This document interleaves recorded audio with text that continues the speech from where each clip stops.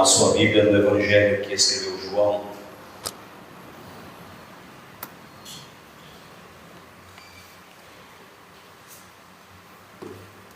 Evangelho que escreveu João, capítulo de número 11.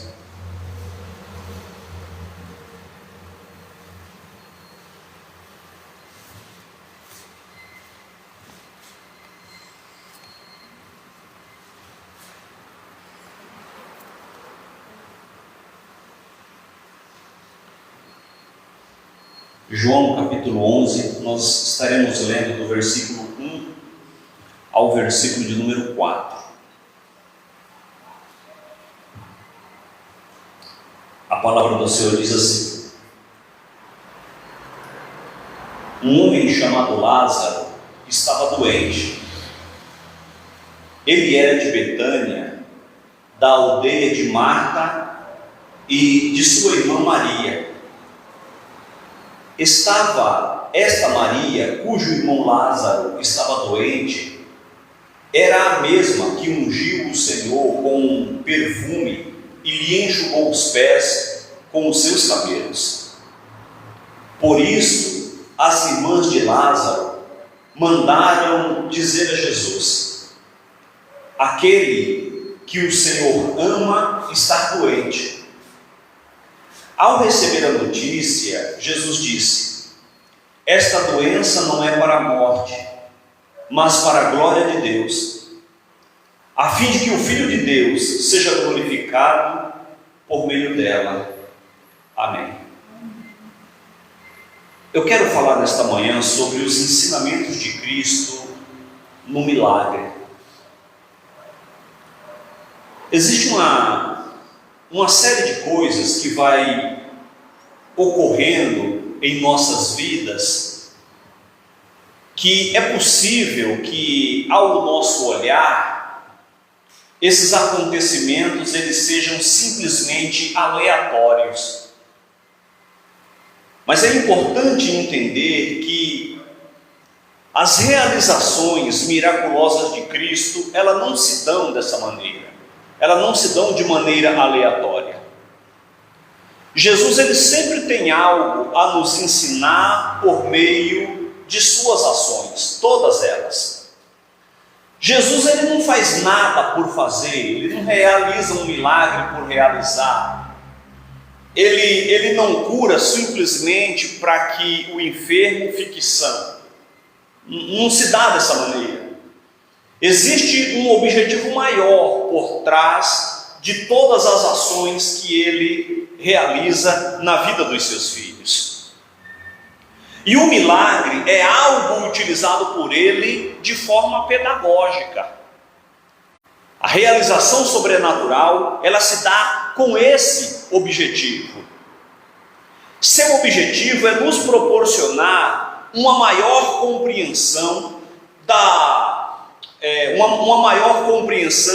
sua missão, bem como nos preparar para dar continuidade ao nosso chamado. Então Jesus ele vai agindo e cada uma dessas suas ações tem uma finalidade específica e ele alcança esse seu objetivo com cada uma dessas realizações dele. Entender os propósitos de Cristo nos capacitará para enfrentar de maneira mais efetiva as dificuldades da vida. E algumas dessas dificuldades, elas se apresentam na nossa caminhada, e nós vamos tomar por base o milagre de Jesus ocorrido nesse capítulo 11, para mostrar como é que ele vai nos ensinando, mesmo quando parece que ele não está agindo. A primeira coisa que eu chamo a atenção, e é o que ele nos ensina por meio dessas suas atuações, e algo que nós devemos aprender com base nessa situação aqui, é como conciliar o amor de Jesus Cristo com o sofrimento. Como parece que não cabe na mesma frase, né? É difícil nós compreendermos amor de Cristo e sofrimento dos seus filhos. Como encaixar essas duas situações em um mesmo contexto?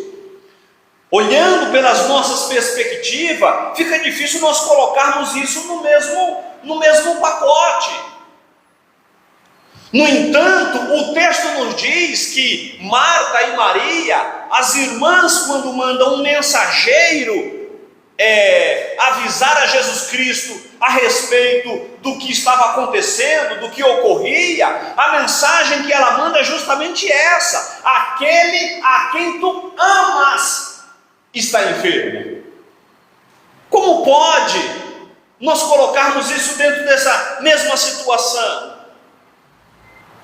Marta e Maria fizeram a coisa certa na hora da aflição, buscaram a ajuda, buscaram o socorro em Jesus. É a Ele que essas duas irmãs recorrem, é a Ele que elas buscam, porque sabia que apenas Ele poderia trazer a solução para a angústia do coração a qual ela se encontrava. Por certo, o quadro em que Lázaro, o quadro da sua saúde em que ele se encontrava, era perceptivelmente grave. Não era um mal-estar, não era uma gripe, não era uma leve febre, aquilo que pode acontecer no dia a dia com qualquer pessoa. Certamente elas perceberam a gravidade da coisa. Tanto é, irmãos, que ao elas mandarem um mensageiro a Jesus Cristo, provavelmente no mesmo dia Lázaro ele vem a óbito. No mesmo dia. Por que eu digo que provavelmente no mesmo dia Lázaro ele morre? Porque do local da aldeia de Betânia, onde Jesus estava, era aproximadamente um dia de caminhada, até o mensageiro chegar até Jesus. O Evangelho de João diz que Jesus fica mais 2 dias naquele local. Jesus ele se desloca até Betânia e ele demora 1 dia de caminhada. E o texto diz que quando Jesus ele chegou no 4º dia, e as irmãs dizem: olha, demorou demais, se você chegasse pelo menos ontem, ainda haveria qualquer possibilidade, mas hoje já é o 4º dia que ele morreu. Então o quadro que ele se encontrava era algo que gerou em suas irmãs preocupações, e não sem razão. O fato de Jesus nos amar, e aí é onde nós tentamos encaixar o amor e o sofrimento, porque o fato de Jesus nos amar não nos torna imune às dificuldades. O amor de Jesus não nos garante imunidade especial contra as tragédias, contra as mágoas e contra as dores da vida. Nós não somos blindados a partir da conversão. Não existe uma redoma em que Jesus Cristo nos coloca a partir da nossa fé no seu sacrifício na cruz do Calvário. Mas o que nos traz uma tranquilidade e um contentamento de maneira misturada é que mesmo as mágoas, as dores, as tragédias da vida, Jesus ele utiliza e transforma isso em algo bom para as nossas vidas, nos ensinando os seus objetivos para cada um de nós.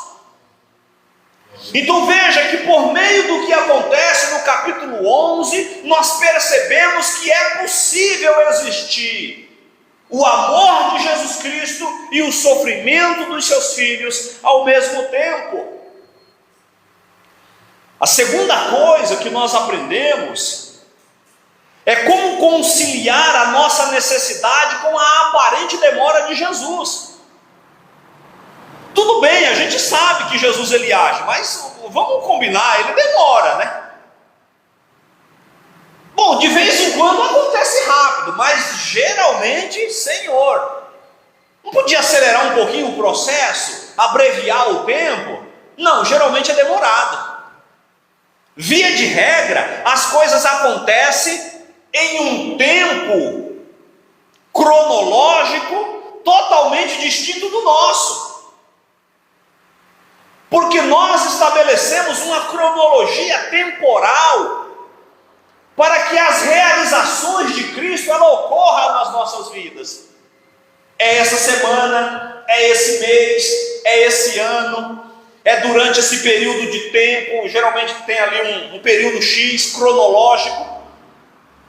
Só que esquecemos de observar aquilo, por exemplo, que o apóstolo Pedro ele vai dizer, quando as pessoas questionavam a demora do retorno de Jesus Cristo para buscar a sua igreja. Pedro ele escreve e diz: amados, quero vos cientificar-vos de uma coisa, que para Deus um dia é como 1000 anos, e 1000 anos é como se fosse um dia. O que Pedro está dizendo? Que Deus ele não está dentro do tempo e do espaço, ele age para além desse tipo de coisa, e ele não está preso a essas categorias temporais. Deus não está preso a esse negócio de semana que vem, mês que vem, ano que vem, meus queridos. Deus ele age para além de todas essas coisas, sempre no seu tempo pré-estabelecido, porque Ele é o Senhor até mesmo do tempo. Aleluia! Na grande maioria das vezes, Jesus Cristo parece demorar. E cronologicamente falando, a nossa paciência ela é reduzida. E a primeira impressão que nos vem diante desse amor de Cristo e da sua aparente demora é duas coisas: ou ele está alheio a tudo que está acontecendo, ou ele não irá agir naquela situação. Mesmo quando Deus nos promete algo e nós temos certeza que Ele assim o fez, nós passamos a acreditar que talvez nós estávamos equivocados. Bom, parece que Deus me prometeu, mas eu acho que eu me equivoquei. Acho que não foi Deus, não. Nós observamos que quando Deus ele promete, por exemplo, um filho a Abraão, a promessa demora 25 anos, irmãos. 75 anos foi quando Deus chamou Abraão. Ele tinha. Quando o seu filho nasce, ele tinha 100 anos de idade. Tem urgências em ser socorridos. Contudo, Jesus ele parece demorar demais. Porque essa foi a colocação das irmãs de Lázaro quando Jesus chega, irmãos. Quando Jesus Cristo chegou em Betânia, Marta e Maria falam justamente isso para Jesus: Senhor, você demorou. Por que você não veio junto com o mensageiro? Se o Senhor tivesse vindo junto com o mensageiro, tudo bem, ele já teria morrido, mas ia fazer apenas 2 dias que ele teria morrido. Haveria uma possibilidade de que ele voltasse à vida. Haveria uma possibilidade, mas hoje já é o 4º dia. E por quê? Qual era o mistério do judeu com o 4º dia da morte? Porque havia uma crença popular de que alguém quando morria, até o 3º dia, o espírito do morto ainda rondava o seu corpo. E poderia haver uma possibilidade de ressurreição. Mas depois do 4º dia, no 4º dia em diante, essa possibilidade ela era totalmente inaplicável para aquele que havia morrido. Porque Marta e Maria com certeza sabiam, meus queridos, que Jesus havia dado vida para a filha de Jairo. Jesus ele tinha dado vida para a filha de Jairo. Marta e Maria sabia que Jesus havia dado vida para o filho da viúva de Naim. Ele sabia que isso tinha acontecido. No entanto, tanto a filha de Jairo quanto o filho da viúva de Naim, isso tinha acontecido instantaneamente.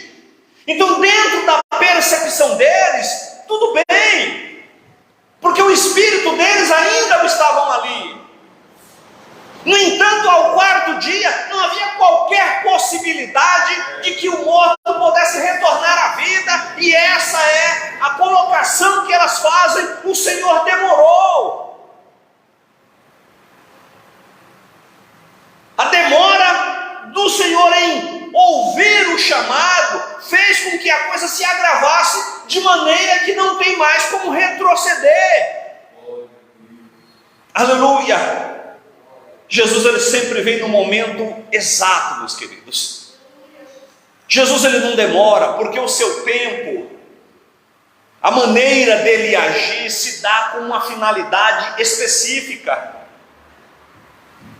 Como conciliar o nosso tempo com o tempo de Jesus? Jesus sabe a hora certa de agir. Ele age segundo o cronograma do céu e não segundo a nossa agenda. Ele age no tempo do Pai e não segundo a nossa pressa. Quando ele parece demorar, está fazendo algo maior e melhor para nós. Sobretudo dentro do nosso contexto em que nós somos a geração do imediatismo. Nós somos a geração do imediatismo. Tudo para nós tem que acontecer para ontem. Nós não esperamos por nada, irmãos. Nós comemos macarrão instantâneo, que é horrível, porque nós queremos pressa, nós queremos minimizar o tempo, nós queremos acelerar o processo das coisas. Eu estou sem tempo, não tem que comer esse negócio aqui.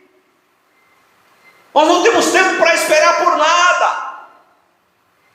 No entanto, nós sabemos que Deus, ele tem um tempo pré-estabelecido em sua agenda pessoal para fazer com que a sua vontade se estabeleça na nossa vida. Aleluia!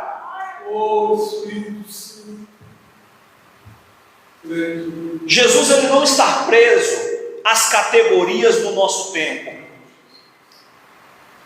O versículo 22 ao 25, as irmãs de Lázaro, quando Jesus chega, diz: mas também eu sei que mesmo agora tudo o que o Senhor pedir a Deus, Ele concederá. Jesus disse a ela: o seu irmão há de ressurgir.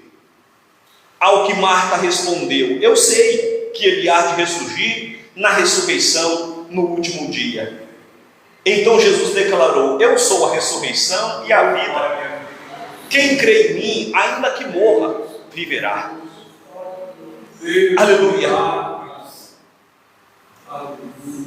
Nós acreditamos que nós colocamos limites para a ação de Deus. E nós acreditamos que se a coisa acontecer de uma determinada maneira, Deus age. E se não acontecer da maneira que nós acreditamos que Ele age, da maneira que Ele faz, é porque Ele não fará. Deus, ele não se prende a isso. O modo de Deus agir, o modo de Deus realizar o milagre, não é dentro daquilo que nós idealizamos, da maneira como nós acreditamos que será. Porque quando Jesus ele diz que o irmão delas iria ressurgir, qual é a resposta de Marta para Jesus? Eu sei que ele há de ressurgir. Só que na percepção dela, quando? Na ressurreição dos últimos dias. Não, eu sei. Ele diz: Marta, o teu irmão há de ressurgir. Ela diz: eu sei, Senhor, ele vai ressurgir na ressurreição dos últimos dias. Jesus diz: eu sou a ressurreição. Você está falando com a ressurreição em pessoa, mano.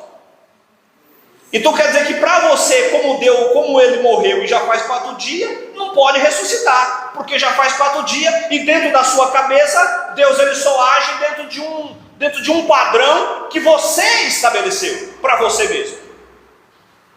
Mas que Deus ele não cabe dentro desse padrão que você estabeleceu, porque Deus ele está além disso. Deus ele age para além dos conceitos que nós temos do seu agir, do seu fazer. Em muitos momentos nós também somos dessa maneira, meus queridos.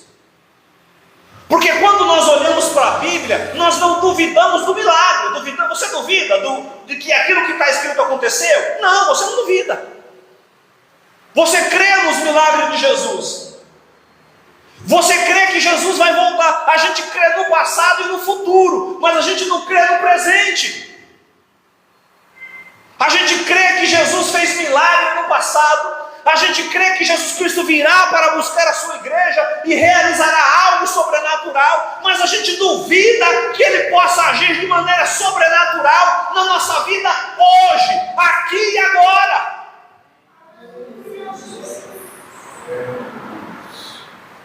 O poder está nas mãos dele, meus queridos. É Ele que cura, é Ele que transforma, é Ele que liberta, é Ele que salva, e é Ele que faz com que todas as coisas ocorram entre nós. Aleluia.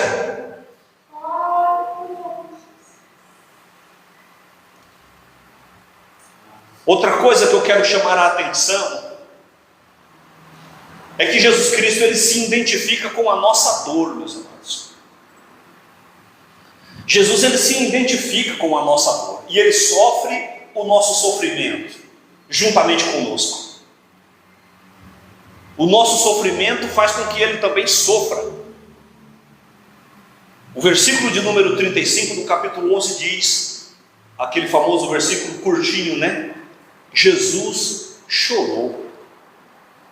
Em que momento que isso acontece? Quando ele é levado ao local onde Lázaro estava sepultado. Jesus está diante de um desespero de uma família.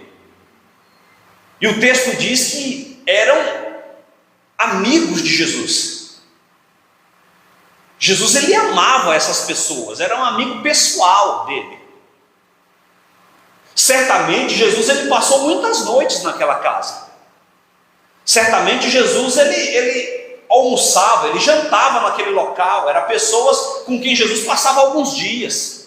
Entre as suas idas e vindas, a aldeia de Betânia era um local onde Jesus parava e ficava alguns momentos com aquela família. Era uma família que Jesus tinha um sentimento especial por eles. E quando Jesus pergunta onde é que havia o colocado, e ele chega diante daquele local, o texto diz que Jesus chora, irmãos. Ele se compadece daquela situação, ele é comovido por todo aquele acontecimento. Jesus, ele se identifica com a nossa dor, ele não está alheio ao nosso sofrimento, às nossas tristezas, às nossas angústias. Ele não está alheio a tudo isso. As lágrimas de Jesus revelam sua humanidade, sua compaixão e o seu amor. Veja aqui, o versículo 36 diz assim: então os judeus disseram, veja o quanto ele o amava. O apóstolo Paulo, escrevendo a sua primeira carta aos Coríntios, vai dizer que ninguém tem um amor maior do que esse, meus amados.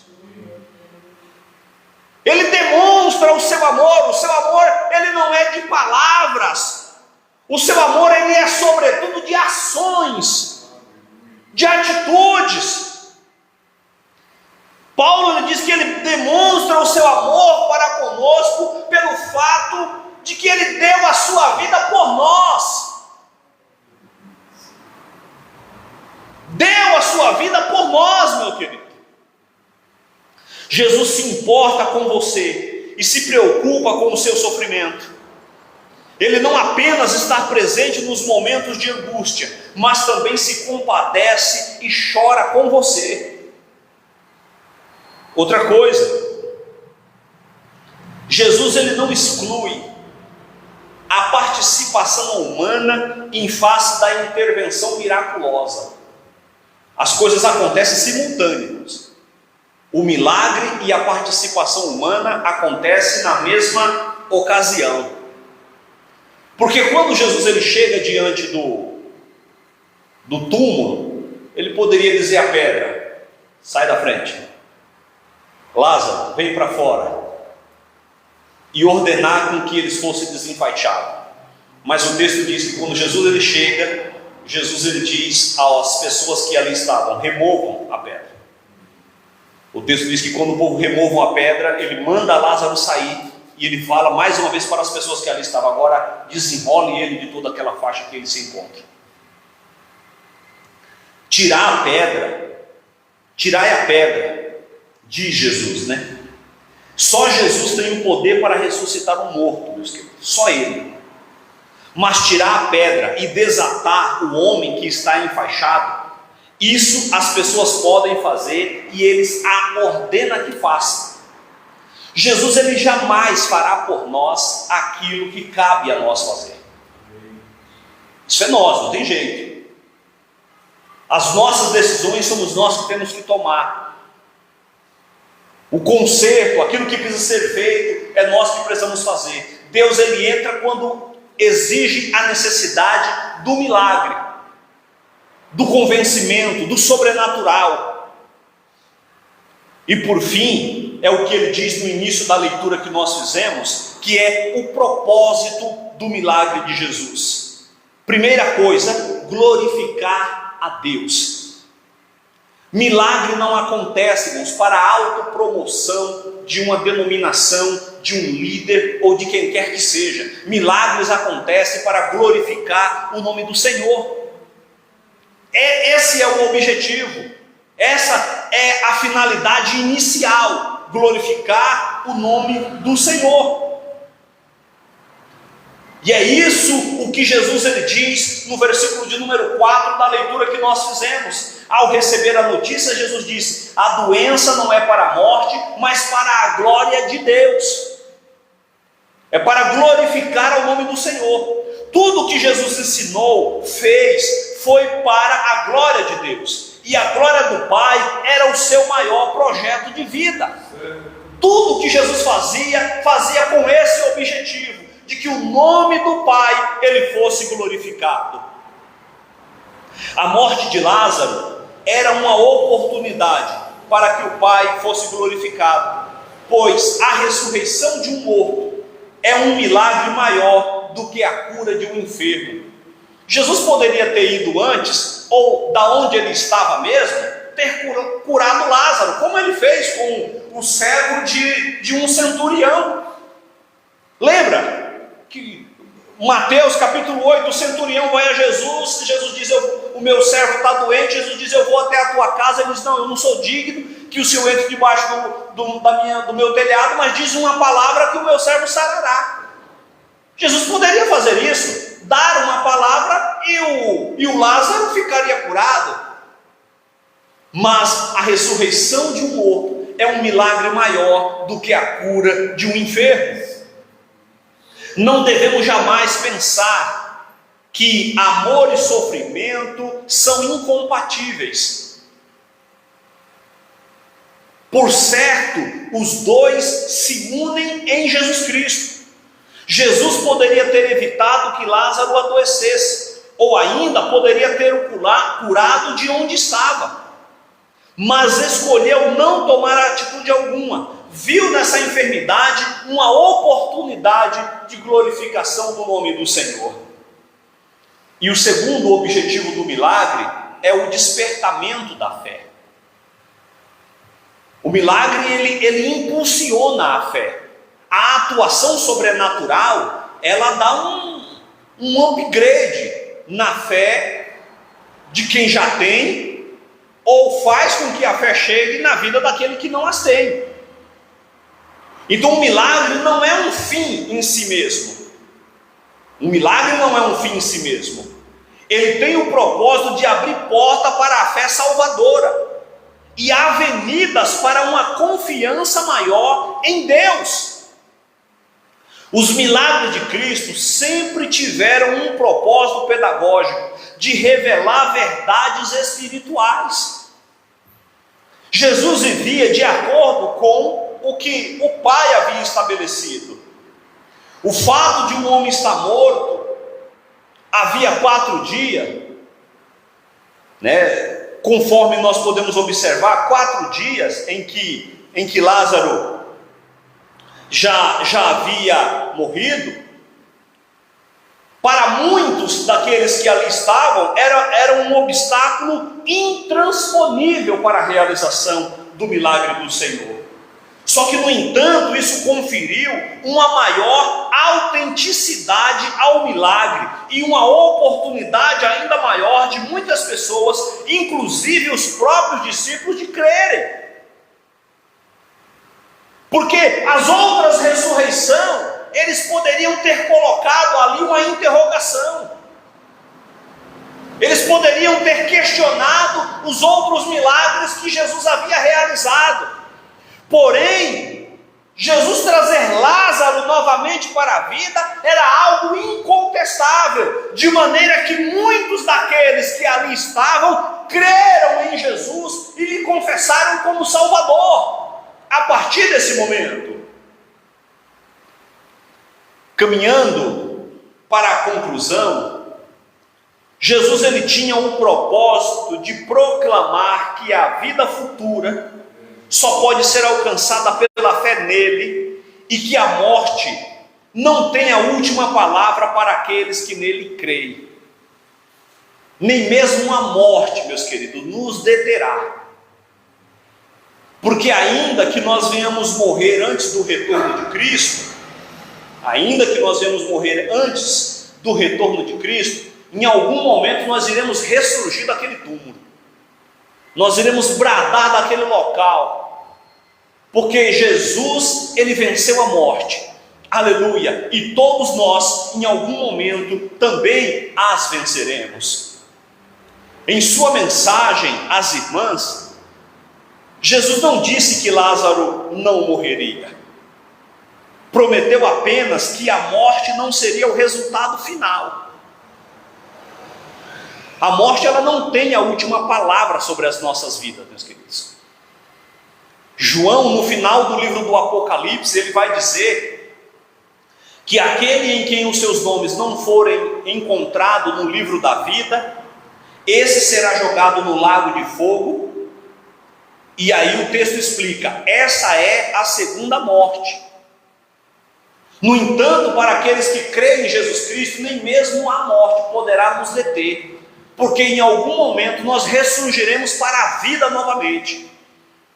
Aleluia! Jesus ele prometeu apenas que a morte não seria o resultado final, pois o fim seria a glória de Deus. Quem se ver diante de enfermidades, de decepções, de demoras e até mesmo da morte, o único alento é a verdade da palavra de Deus. Devemos viver pela fé, não de acordo com as circunstâncias que nós estejamos vivendo. Para Marta e Maria não havia qualquer possibilidade, não haveria qualquer possibilidade. Se você for ler o capítulo de número 12, do mesmo livro de João, Jesus está novamente em Betânia, capítulo 11, ele sai, vai dar mais umas voltas por lá. No capítulo 12, Jesus está novamente em Betânia, na casa de um senhor daquela cidade, e é oferecido a Jesus um banquete. E olha Lázaro lá, sentado à mesa, juntamente com Marta, Maria, né, lembra do texto de Marta, né, que pede a Jesus para mandar Maria ajudar ela, e ela diz, não, Maria escolheu a melhor parte. E estava Lázaro juntamente com eles ali à mesa. O milagre de Jesus, meus queridos, ele tem uma finalidade pedagógica, de nos ensinar alguma coisa. E mesmo o sofrimento, ele é pedagógico, porque ele também quer nos ensinar algo por meio disso. Às vezes Jesus ele quer nos quebrantar, nos fazer diminuir. Jesus ele quer nos mostrar alguma coisa por meio de determinadas situações.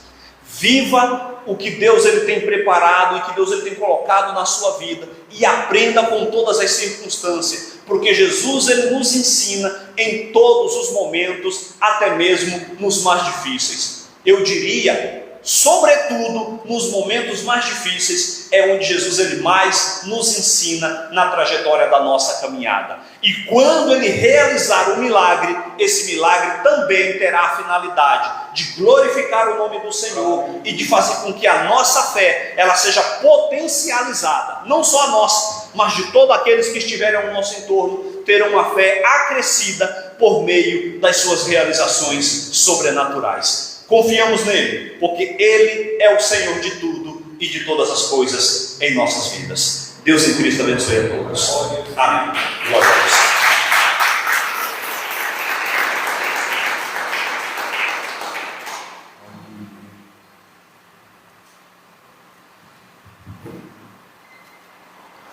Graças a Deus, nós estamos caminhando aqui já para o nosso encerramento.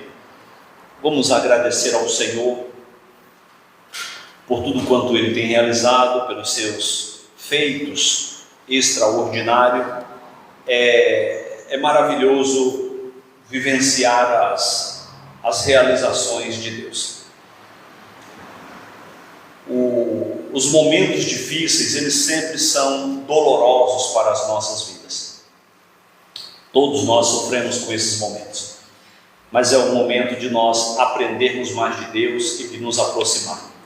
Se vocês lembrarem da leitura que foi feita aqui inicial, de Romanos capítulo 5, Paulo ele vai dizendo que sofrimento ele produz algo nas nossas vidas, produz paciência, a paciência, a perseverança, veja que uma coisa vai levando a outra, dentro de um processo que vai se desencadeando. Então, os momentos difíceis da vida, ele traz dor e sofrimento, mas eles trazem também coisas importantes para as nossas vidas, que é perseverança, paciência, e faz com que nós estejamos mais preparados para enfrentar momentos cada vez piores das nossas vidas. Vamos agradecer ao Senhor. Quero convidar a todos a se colocar de pé. Convido o irmão Amaro aqui para fazer essa oração final, também já nos despedindo com a bênção. Pai do Senhor Jesus, irmãos, oremos a Deus agradecendo a Ele por essa palavra, por esse momento de adoração. Gostaria de convidar os irmãos para nessa oração também incluir aqueles que precisam da manifestação de Deus, através de um milagre, através da resposta de uma porta de emprego e de tantas necessidades. Aquele irmão que sentir desejo, tenha a liberdade de vir até a frente. Ainda aqui, irmãos, que para alguém já seja o quarto dia, como ouvimos a ministração, para Deus não há tempo para operar o teu milagre. Amém? Querido Deus e poderoso Pai, em nome de Cristo Jesus, teu amado Filho, Senhor, nós estamos tomados de fé e de confiança que o Senhor é poderoso para operar, não apenas naquilo que nós necessitamos, mas além daquilo que nós esperamos, ó Deus. Cremos, meu Pai amado, que a tua boa mão está estendida sobre esta congregação, sobre a vida de cada irmão que aqui está, como também sobre a vida daqueles que acompanham através dessa transmissão, Senhor, e daqueles que ouvirão e acompanharão no tempo futuro da história da igreja. Pai, nós oramos nesta manhã por milagres, oramos por libertação, oramos por conversão nesta manhã, ó Deus. Oramos para que vidas sejam alcançadas por esta palavra, porque nós não estamos aqui não somente por nossa causa, mas por causa do teu evangelho, por causa da promessa, por causa daquilo que o Senhor nos levantou como igreja. Nós nesta manhã invocamos que o Senhor venha abençoar, venha contemplar aqueles que clamam pela manifestação das tuas mãos, para curá-los, para libertar, para salvar seus familiares, para salvar aqueles a quem Ele tem orado e tem clamado. Seja um Deus presente, como também nas famílias, entre os casais, na vida dos filhos. Seja um Deus protetor, seja um Deus de aconchego, um Deus que acolhe, um Deus, meu Pai, que socorre.